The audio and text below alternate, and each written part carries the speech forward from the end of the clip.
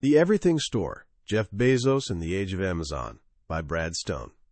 Picture a dusty bike shop in Glendale, Arizona. You know the kind. Tires dangling from hooks, that distinct mix of rubber and oil hanging in the air. An older gentleman stands behind the counter, weathered hands that have spent 3 decades coaxing life back into broken bicycles.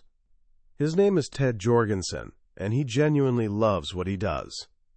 Then one afternoon in 2012, a stranger walks in and starts asking the oddest questions. Questions about a teenage marriage from another lifetime. About a girl named Jacqueline. About a baby boy they'd called Jeffrey. The color drains from Ted's face. This weight he's been carrying, this gnawing regret. It's been almost 50 years. He'd completely lost track of them. Didn't even know what their last name was anymore. His voice cracks as he asks, "Is he still alive?" The visitor casually pulls out his phone and brings up a photo. There's a man with a famously shiny bald head, and this enormous, infectious laugh that can dominate any room. This man just happens to be one of the richest, most influential people walking the planet. For the first time in 45 years, Ted Jorgensen is staring at his biological son, Jeff Bezos, founder and CEO of Amazon.com. Until this exact moment, he had no clue whatsoever. This story, this quiet, almost painful glimpse into Jeff Bezos' hidden past, is where we're starting today. We're diving deep into Brad Stone's incredible book, The Everything Store, which has sold millions of copies and been translated into dozens of languages. It's become the definitive account of how a gifted, intensely driven kid from Texas built a global empire that fundamentally changed how we live. But here's the thing. This isn't merely a business story. By the time we reach the end, you'll understand something far deeper, the mindset of a genuine visionary. You'll see how one person's relentless focus, long-term thinking, and willingness to be completely misunderstood can transform a simple idea, selling books online, into a force that reshapes entire industries. Yes, this is Amazon's story, but it's also a masterclass in how the future gets built, one audacious, often uncomfortable step at a time. Our story doesn't actually begin in a garage, but 40 floors up in a Manhattan skyscraper during the early 1990s. This was the headquarters of a peculiar Wall Street firm called D.E. Shaw & Company. It wasn't your typical investment bank stuffed with finance bros. David Shaw, a former computer science professor, had recruited scientists and mathematicians, brilliant minds who wielded complex algorithms to hunt for hidden patterns in financial markets. It was essentially a house of quants, and one of its brightest talents was a young senior vice president named Jeff Bezos. Bezos was already notorious for his piercing intellect, and this laugh, so loud and jarring it could freeze conversations mid-sentence. He was meticulously disciplined, constantly carrying a notebook to capture ideas, and he analyzed absolutely everything, even his social life.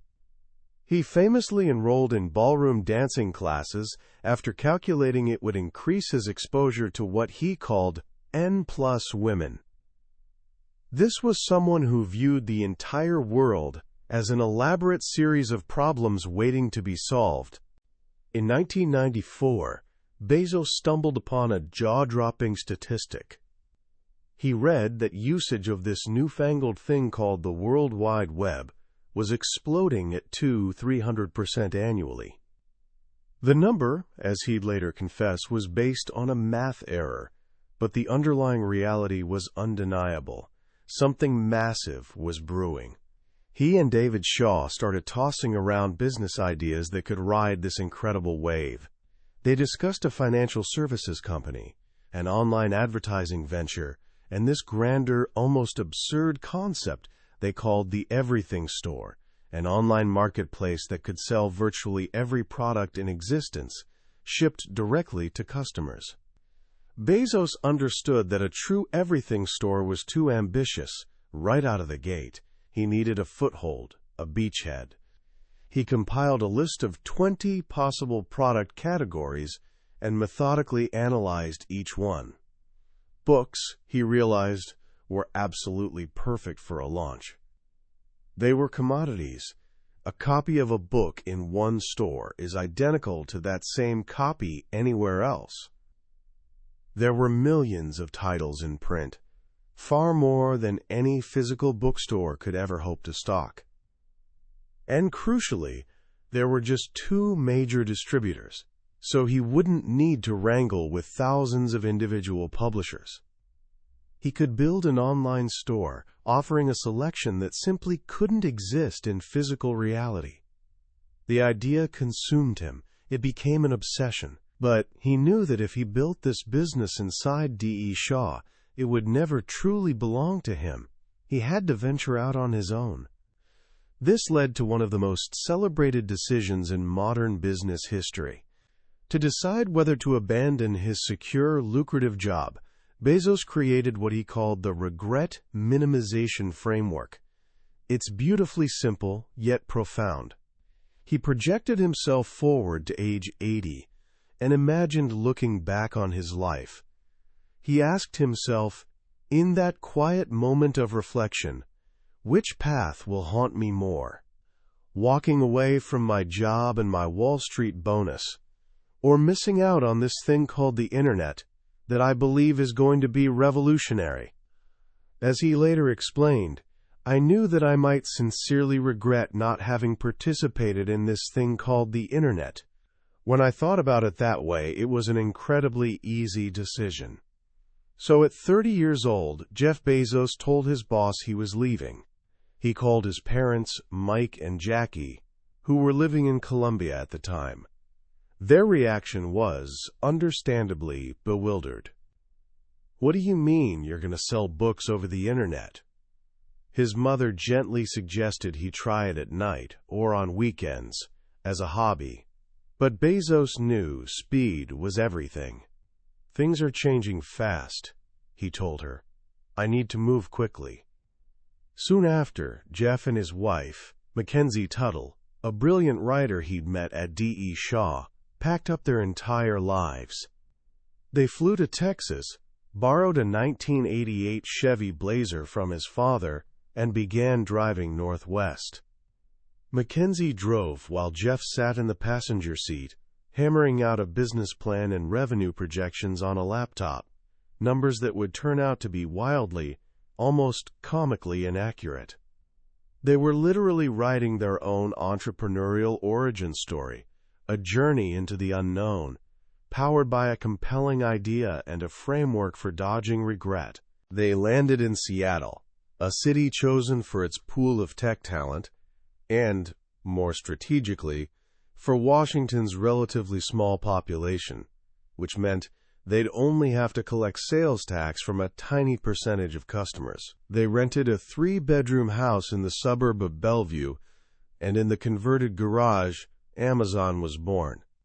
Bezos built the first desks himself, using $60 blonde wood doors from Home Depot, a symbol of the company's founding principle of frugality that would become legendary. His first employee was a quiet, brilliant programmer named Shel Kafan, a veteran of the early Internet, who shared Bezos's vision for making information universally accessible. Mackenzie became the company's first accountant, managing finances and writing checks.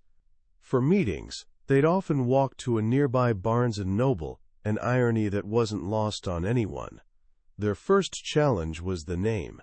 The company initially went by Cadabra Inc., as in, quote, abracadabra.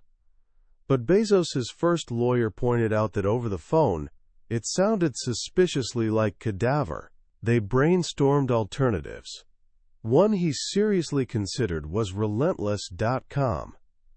Friends warned him it sounded somewhat sinister, but something about it captivated him. He registered the domain in 1994 and still owns it.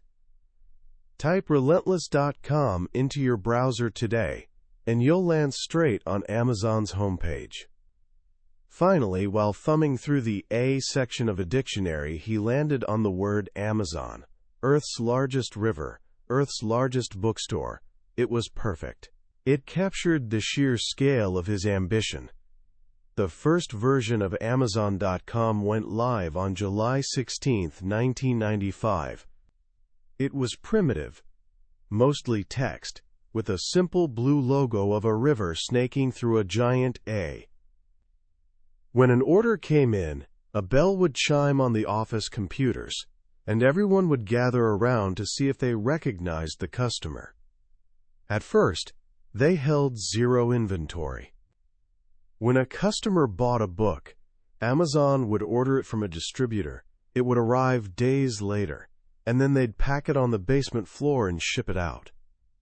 One of their first major obstacles was that distributors required them to order 10 books at a time. Amazon didn't have that kind of volume yet. So they discovered a loophole. As Bezos loved telling it, their systems were programmed in such a way that you didn't have to receive 10 books, you only had to order 10 books. They found an obscure book about lichens that was perpetually out of stock, and would order one book they actually needed, plus 9 copies of the lichen book. The distributor would ship the book they needed with a note saying, "Sorry, but we're out of the lichen book." Classic startup ingenuity. From the very beginning, Bezos grasped that to succeed, Amazon had to be more than a store. It had to be a place for discovery. He was obsessed with customer reviews. He believed that if Amazon had more user-generated reviews than any other site, it would give them an enormous advantage. When a publisher sent him an angry letter, protesting that his business was to sell books, not trash them, Bezos saw it completely differently. "We don't make money when we sell things," he'd later say. "We make money when we help customers make purchase decisions." Just a week after the official launch, a small website called Yahoo, run by 2 Stanford graduate students, asked if they could feature Amazon on their list of cool new things on the web. At the time, Yahoo was one of the most visited sites online. The small Amazon team debated whether they were ready for the incoming tsunami of business. They decided to go for it. Within a month, they'd sold books to people in all 50 states and 45 countries. The bell in the office started ringing so incessantly, they had to turn it off. The rocket had launched. As orders surged, Bezos knew he couldn't fund the company on his parents' life savings forever. His parents, Jackie and Mike, had invested over $245,000. With Bezos soberly warning them there was a 70% chance they'd lose it all, he set out to raise $1 million from angel investors, valuing his fledgling company at an audacious $6 million. He told every potential investor the same thing he told his parents. The company had a 70% chance of failing. Many declined, but he found about 20 investors who saw what he saw, a man with unshakable conviction about the Internet's future. He predicted a world where the Internet would be high speed, not dial-up, and that the, quote, infinite shelf space of the web would enable the fulfillment of that grand vision of the everything store. With fresh capital, Amazon grew at a frenetic pace, and Bezos began instilling the unique, demanding culture that defines the company to this day. He was determined to hire only the best, what he called A players. For years, he personally interviewed every single job candidate and even asked them for their SAT scores. Every time we hire someone, he'd say, he or she should raise the bar for the next hire, so that the overall talent pool is always improving. This became a core Jeffism, a mantra repeated inside the company for decades. The work culture was intense. The new motto became, "Get big fast." Bezos believed that whichever company grabbed the lead on the Internet would likely keep it. This meant everyone had to work relentlessly. One early engineer, Christopher Smith, worked so obsessively over an 8-month stretch that he completely forgot about his car. He only discovered its fate when he opened a pile of mail and found parking tickets, a towing notice, and finally, a letter informing him the car had been sold at auction. "Life just stopped," he recalled. "You were stuck in amber, but inside that amber was frenetic activity." In May 1997, Amazon went public, raising $54 million. But the real test loomed just around the corner. Barnes & Noble, the giant of the book world, launched its own website and sued Amazon, claiming it was falsely advertising itself as Earth's largest bookstore. Analysts predicted Amazon would be crushed. The CEO of Forrester Research famously dubbed the company Amazon.toast. Bezos addressed his employees, telling them not to worry about competitors. "Look," he said, "you should wake up worried, terrified every morning. But don't be worried about our competitors, because they're never going to send us any money anyway. Let's be worried about our customers and stay heads down focused." It was another defining moment. Amazon's obsession would be with its customers, not its rivals, and in the end, Bezos was right. Barnes & Noble struggled to adapt its massive physical distribution network to the vastly different challenge of shipping small, individual orders to countless destinations. For Amazon, that was just daily business. The dot-com bubble of the late 1990s was a period of wild, irrational exuberance. Capital was cheap, and opportunities seemed limitless. And nobody placed bigger, bolder bets on the internet than Jeff Bezos. Between 1998 and 2000, Amazon raised a breathtaking $2.2 billion and went on an epic spending spree. It opened 5 new, state-of-the-art distribution centers. It expanded into music, movies, toys, and electronics. It invested in a slew of other dot-coms, like Pets.com and Cosmo.com, almost all of which would soon crash and burn spectacularly.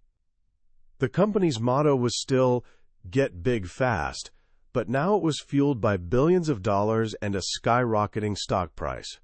Employees lived under Bezos's frugal rules, paying for their own parking and flying coach while watching him push more and more chips onto the table.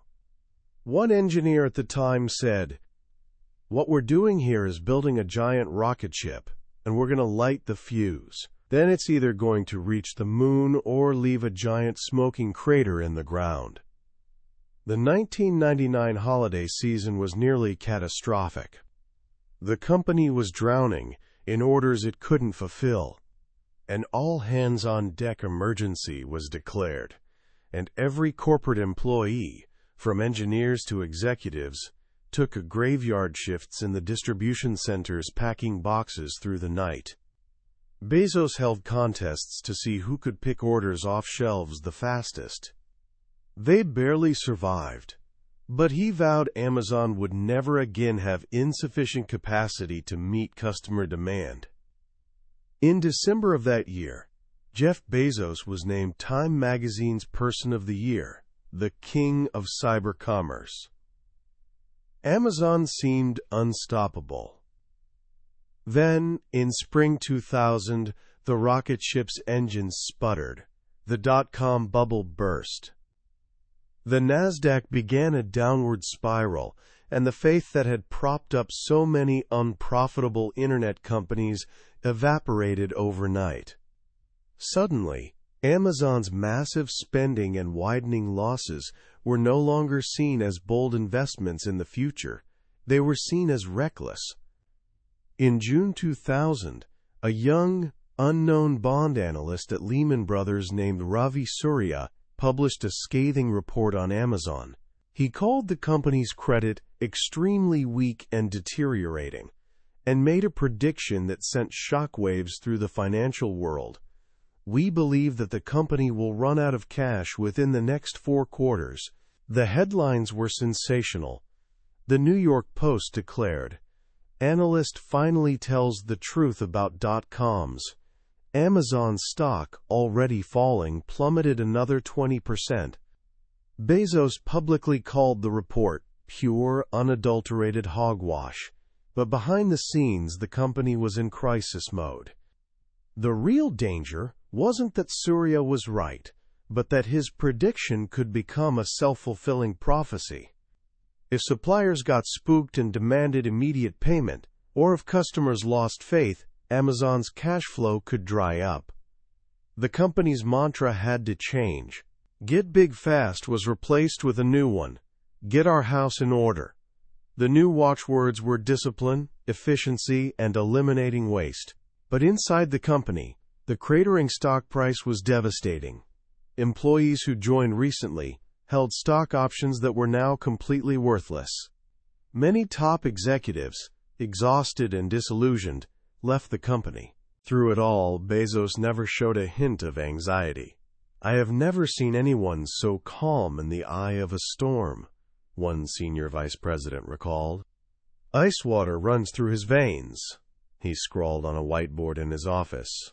"I am not my stock price," and told everyone to ignore the pessimism. He quoted the legendary investor Benjamin Graham: "In the short term, the stock market is a voting machine. In the long run, it's a weighing machine." If Amazon stayed focused on the customer, he declared, the company would be fine. This period of crisis forged the Amazon we know today. Bezos became obsessed with efficiency. He hired Jeff Wilke, a brilliant operations executive who brought the rigorous, process-driven philosophy of Six Sigma from his time at Allied Signal. Wilke transformed Amazon's chaotic warehouses into hyper-efficient fulfillment centers.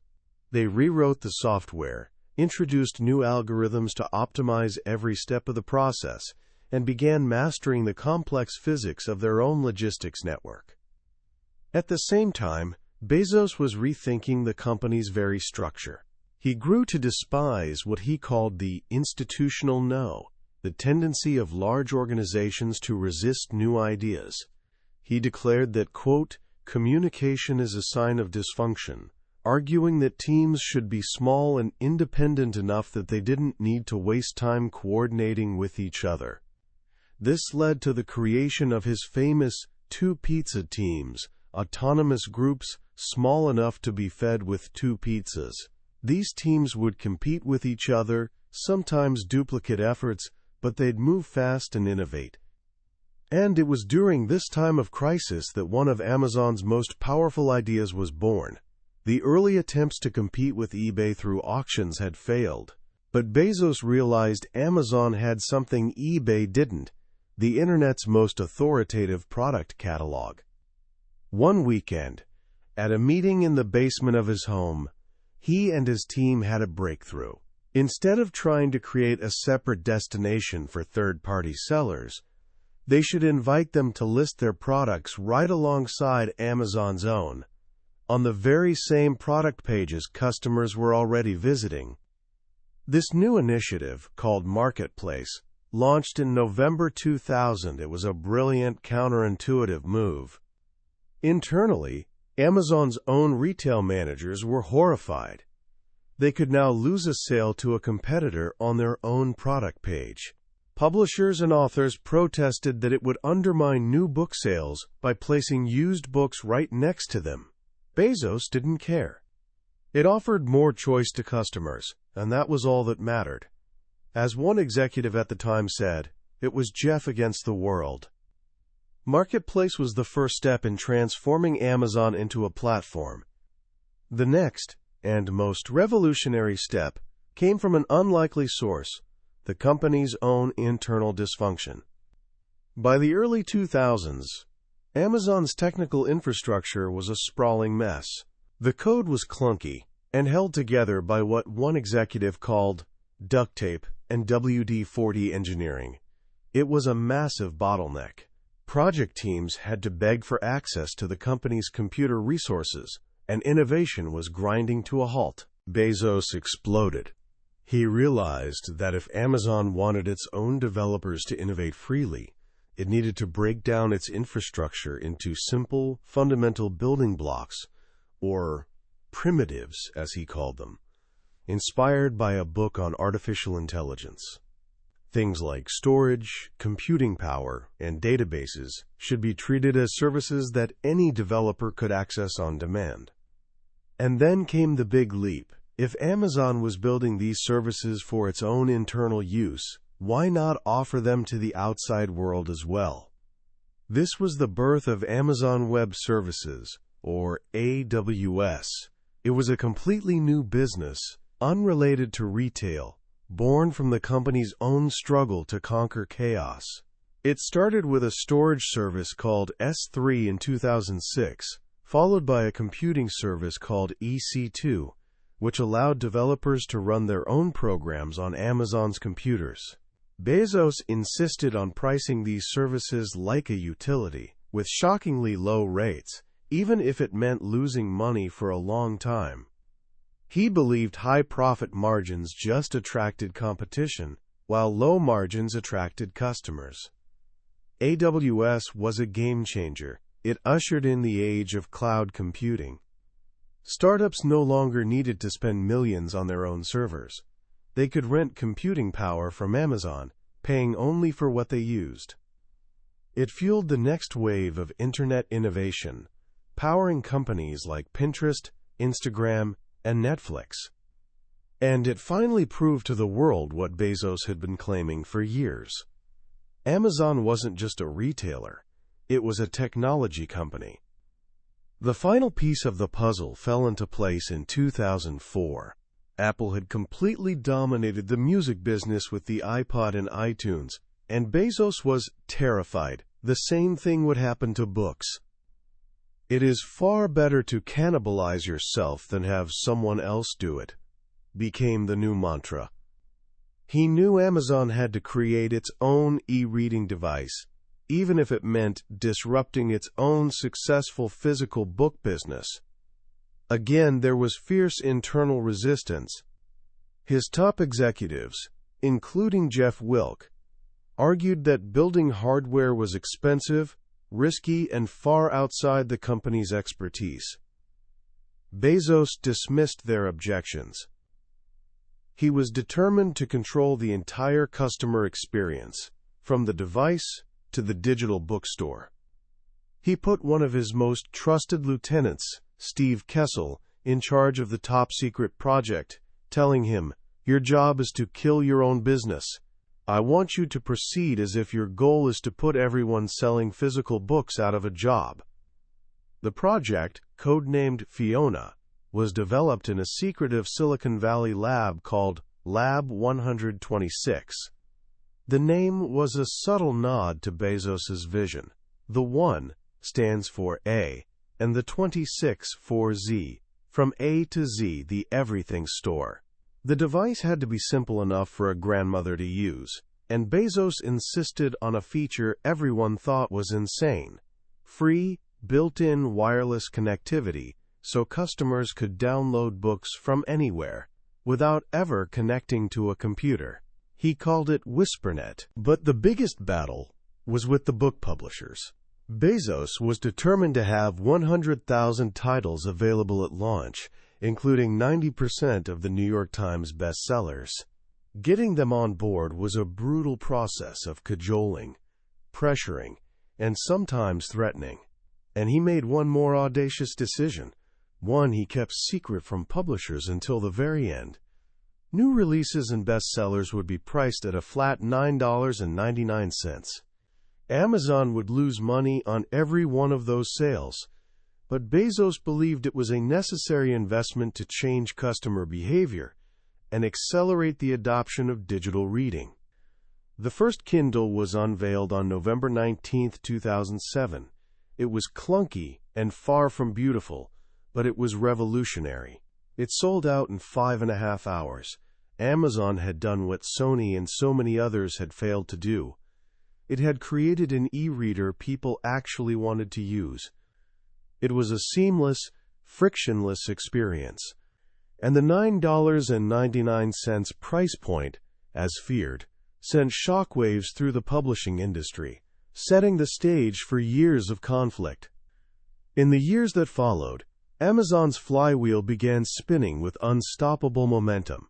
A new service, Amazon Prime, offered free 2-day shipping for a flat annual fee of $79. It was another money-losing proposition on paper, but Bezos knew it would transform customer psychology. It was really about changing people's mentality so they wouldn't shop anywhere else, one executive recalled. And it worked. Prime members, on average, doubled their spending on the site.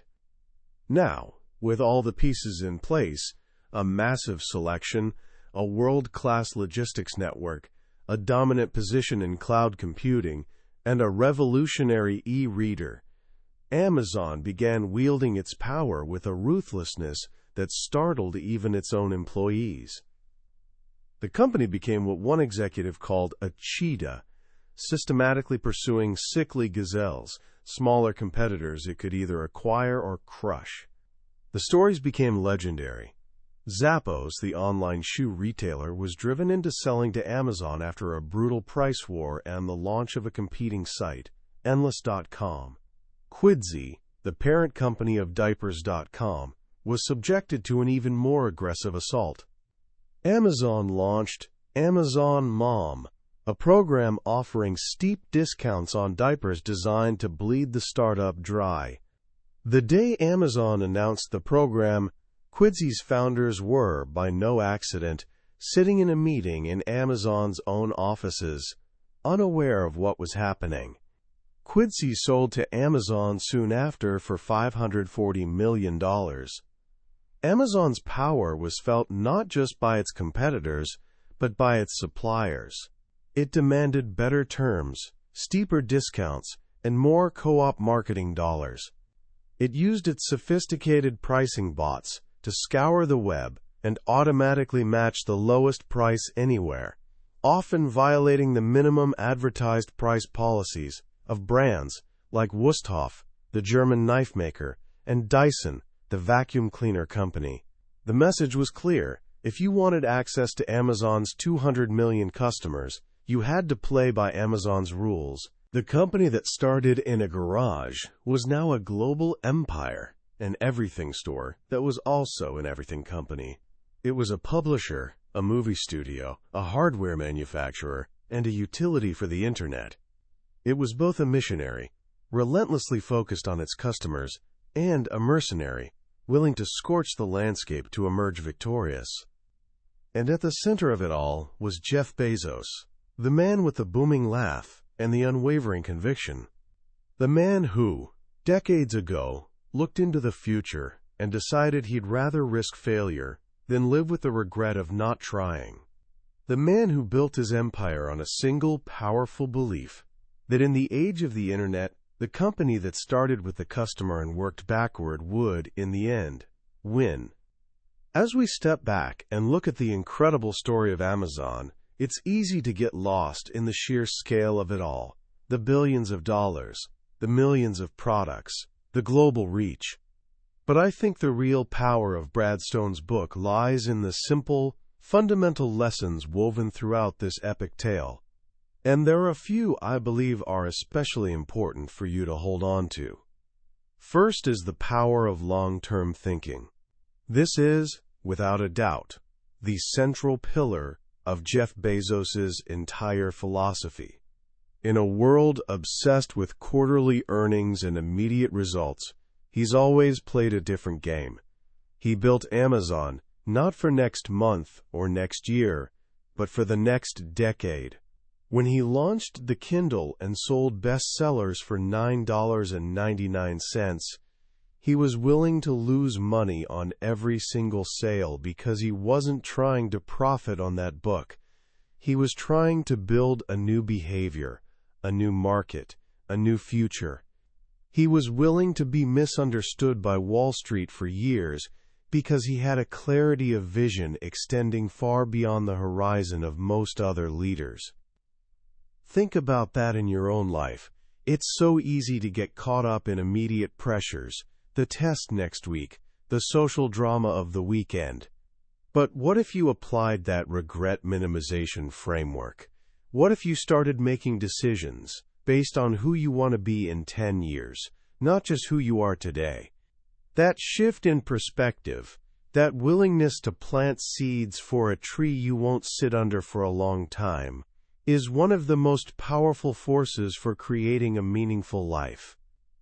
The second lesson is the true meaning of customer obsession. This phrase gets thrown around constantly in business, but at Amazon, it's not a slogan, it's a religion. Every major innovation at Amazon, one-click ordering, customer reviews, Prime, the Kindle, AWS, was born from a relentless focus on removing friction and adding value for the customer. Bezos famously leaves an empty chair in some meetings to represent the customer, the most important person in the room. He reads customer complaint emails and forwards them to his executives with a single, terrifying question mark, setting off internal fire drills. This isn't just about good service. It's about deep, empathetic understanding of what people want before they even know they want it. It's about starting with their needs and working backward to invent a solution. This is a mindset you can apply to anything, whether you're building a company, working on a school project, or just trying to be a better friend. Start with the other person. What do they need? How can you serve them? That is the path to creating real value in the world. And finally, this story is a powerful and sometimes uncomfortable look at the dual nature of great ambition. Bezos often talks about wanting Amazon to be a missionary company, not a mercenary one. Missionaries are trying to make the world better. Mercenaries are just out for money and power. And in many ways, Amazon is a missionary. It has genuinely empowered customers with lower prices, greater selection, and incredible convenience. But as the stories of its competitors and suppliers show, it can also be a ruthless mercenary, willing to use its immense power to crush anyone who stands in its way. The book doesn't give us an easy answer to whether Amazon is good or evil, and I think that's the point. The world is rarely that simple. Great achievements often require a level of drive and intensity that can be both creative and destructive. The story of Jeff Bezos is a reminder that building something truly revolutionary requires an almost inhuman level of conviction, a willingness to be the villain in someone else's story, and an unwavering belief that your vision for the future is the right one. So what can you do with all of this today? Here are a few simple thoughts. First, the next time you face a big decision, try the regret minimization framework. Project yourself to the end of your life and ask which path will leave you with the fewest regrets. It's a simple thought experiment that can bring incredible clarity. Second, practice working backward. Before you start any new project, take a few minutes to write a press release for it, just like they do at Amazon. Announce the finished product to the world. What problem does it solve? What are its benefits? This simple act forces you to start with the end user in mind, and it will make everything you create more focused and impactful. And third, think about your own personal flywheel. What are the 2 or 3 things that, when you do them consistently, create a virtuous cycle of growth in your life? Maybe it's exercise, which gives you more energy, which makes you more productive, which gives you more time for exercise. Whatever it is, identify it, and then focus your energy on pushing that wheel. That was a summary of The Everything Store by Brad Stone. We've journeyed through the highlights today, but I want to be honest with you. A summary can only ever be a map. The real treasure is found when you explore the territory yourself. The true magic of a book like this happens in the quiet moments of reading, when a particular story or a simple turn of phrase connects with you in an unexpected way. This summary is a starting point, designed to help you decide if this story is worth your time and attention. If anything we've talked about today has sparked your curiosity or lit a fire in you, I encourage you to grab a copy. Reading it isn't just about learning the history of a company. It's an experience that can genuinely change the way you see the world and your own potential within it. You can find a link to the book in the description below. Also, if you found this summary valuable and it gave you something to think about, please do me a small favor and hit that like button and subscribe to the channel. That way, you won't miss our next journey into another life-changing book from the Billionaire's Bookshelf. Let's keep learning and growing together.